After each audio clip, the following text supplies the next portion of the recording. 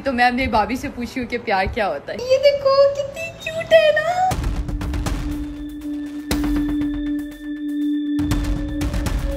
বাড়িতে এসেছিলেন অচেনা এক ব্যক্তি। হাসি মুখে তার সঙ্গে কথা বলছিলেন ১৭ বছর বয়সী পাকিস্তানি কন্টেন্ট ক্রিয়েটর সানা ইউসুফ।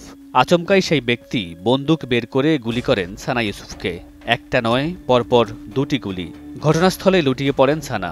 এর কিছুক্ষণ পরেই মৃত্যু হয় তার।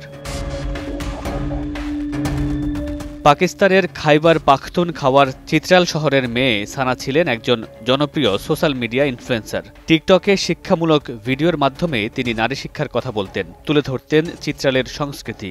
তবে কারা তাকে হত্যা করেছে আর কেনই বা হত্যা করেছে তা এখনও জানা যায়নি।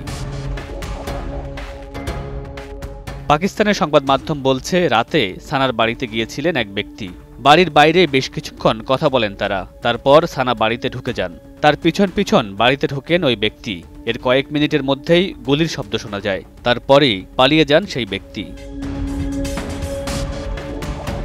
সানার মৃত্যুর খবর মুহূর্তেই ছড়িয়ে পড়ে সামাজিক মাধ্যমে। অনেকেই দ্রুত এই হত্যাকাণ্ডের সুষ্ঠু বিচারের দাবি জানিয়েছেন। অনেকেই এই হত্যার সঙ্গে মালালা ইউসুফজাইয়ের উপর হামলার বিষয়টি তুলনা করেছেন।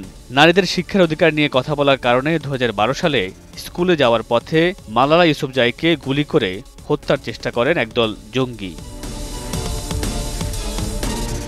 মামুনুর রশিদ পনেল, সময় সংবাদ।